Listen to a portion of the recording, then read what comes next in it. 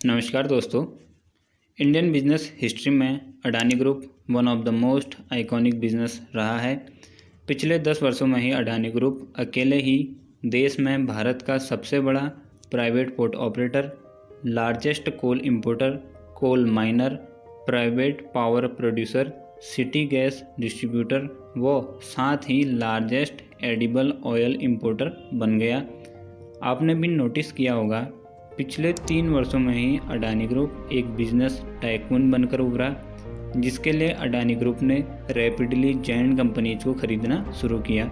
जैसे in 2018 Reliance transmission for 13,251 crore, GMR Chhattisgarh for 4,792 crore, Kattupalli port for 1,950 crore, साथ ही 228 करोड़ पे किए for the power transmission line from Bikaner to Sikar.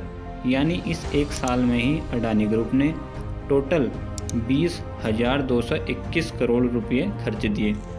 Last year Adani group ने देश की 2 बड़ी सीमेंट कंपनियों अंबुजा सीमेंट व ACC सीमेंट को भी खरीद लिया, जो कि अडानी ग्रुप की अब तक की सबसे बड़ी डील थी, 81,000 करोड़ रुपए की।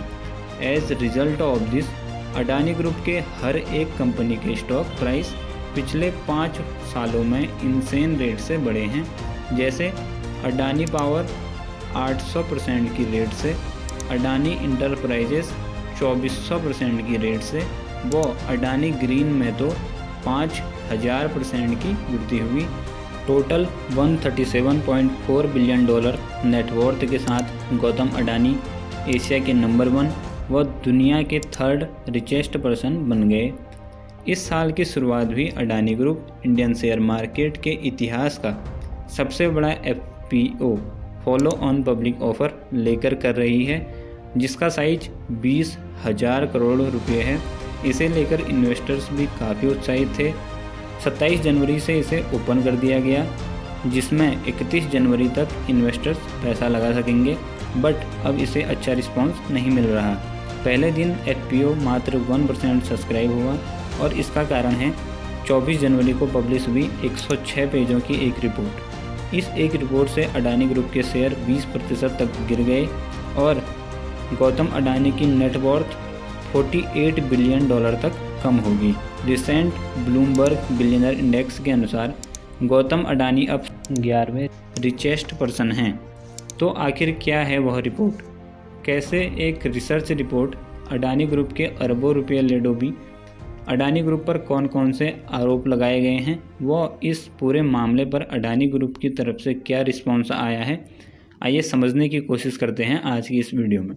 The stocks of India's Adani Group companies crashed yesterday after investment research firm Hindenburg published a report. Yes, Adani Enterprises is facing unprecedented turmoil. Net worth continues to decline days after the Hindenburg report was put out in public. That Hindenburg Research has published a report on January 24, 2023 without making any attempt to contact us or verify the factual metrics.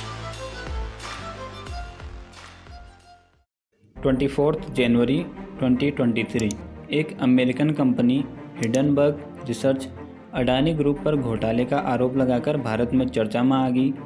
इस firm ने भारत के सबसे अमीर व्यक्ति गौतम अडानी पर एक लंबी चौड़ी 106 पन्नों की रिपोर्ट पब्लिश की, जिसका टाइटल है Adani group how the world's 3rd richest man is pulling the largest con in corporate history. Hindenburg का दावा है कि रिपोर्ट को 2 साल की इन्वेस्टिगेशन के बाद ही पब्लिश किया गया है। रिपोर्ट में अडानी ग्रुप पर करप्शन व स्टॉक मार्केट मैनिपुलेशन के आरोप लगाए गए हैं। साथ ही रिपोर्ट में कहा गया अडानी ग्रुप के शेयर प्राइसेस 85% तक गिर सकते हैं। अगले ही दिन अडानी ग्रुप के 7 listed companies Adani Enterprises, Adani Green Energy, Adani Power, Adani Total Gas, Adani Transmissions, Adani मिमर, अडानी पोर्ट्स के स्टॉक प्राइसेस लगातार गिरने लगे, जिस कारण कंबाइंड $48 बिलियन का लॉस हुआ अडानी ग्रुप को। दोस्तों, हिडनबर्ग रिसर्च एक फॉरेंसिक फाइनेंशियल रिसर्च फर्म है। इनकी वेबसाइट के अकॉर्डिंग ये फर्म बिजनेस सेक्टर्स में होने वाले मैन मेड डिजास्टर्स पर नज़र रखती है। इस फर्म की शुरुआत 2017 में हुई। कंपनी के फाउंडर नेथन एंडरसन हैं। ये फर्म किसी कंपनी को चुनती है, फिर उसमें हो रहे वित्तीय गड़बड़ियों का पता लगाती है। ये लोग एक सिस्टमेटिक तरीके से टारगेटेड कंपनीज की इन्वेस्टिगेशन करती है। वो एक रिपोर्ट तैयार करती है। उसके बाद ये उस कंपनी में शॉर्ट पोजीशन ले लेते हैं। वो रिपोर्ट को पब्लिश कर देते हैं ताकि टारगेटेड कंपनी के शेयर गिर जाएं। वो शॉर्ट सेलिंग कर प्रॉफिट कमा सकें।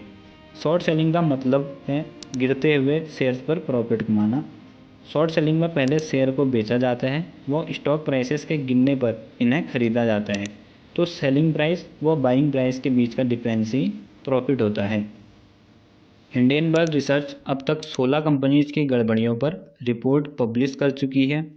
लास्ट ईयर इस कंपनी ने ट्विटर में अपनी शॉर्ट पोजीशन अनाउंस की, जिसके बाद ही ट्विटर के स्टॉक प्राइस $49.8 से गिरकर 37.39 हो गई। इस रिपोर्ट के पब्लिश होते ही अडानी ग्रुप के साथ साथ इसके इन्वेस्टर्स को भी भारी लॉस हुआ है। जैसे देश की सबसे बड़ी इंश्योरेंस कंपनी LIC को 16,000 करोड़ रुपए का लॉस हुआ है।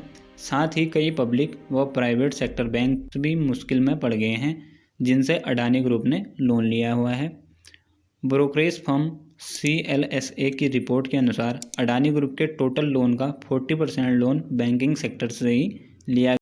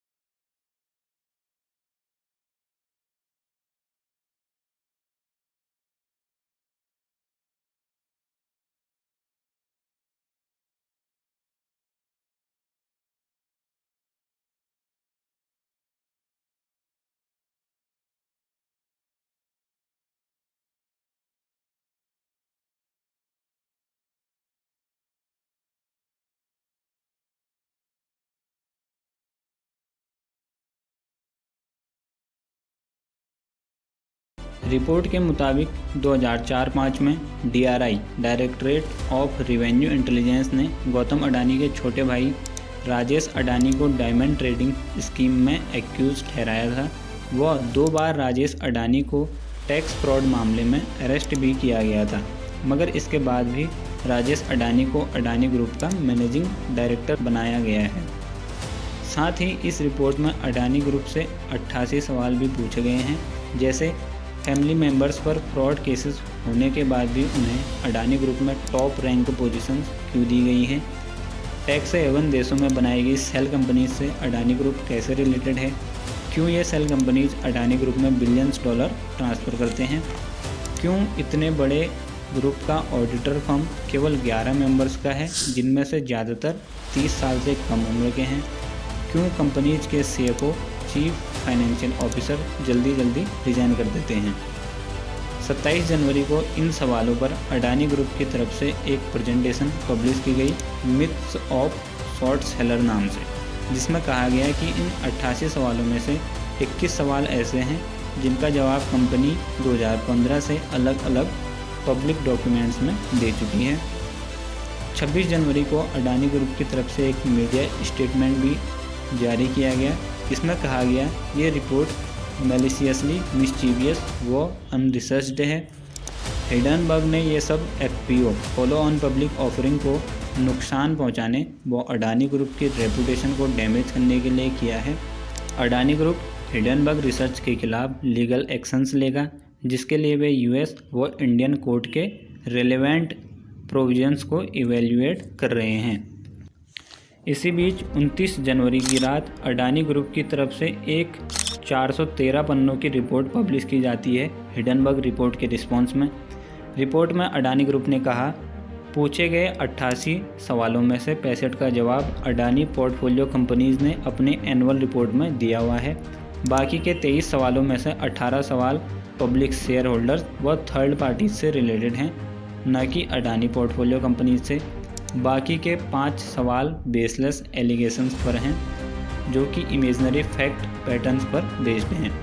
रिपोर्ट में अडानी ग्रुप का ये भी मानना है कि हिडनबर्ग की रिपोर्ट एक स्पेसिफिक कंपनी पर नहीं बल्कि इंडिया की बढ़ती ग्रोथ पर हमला है।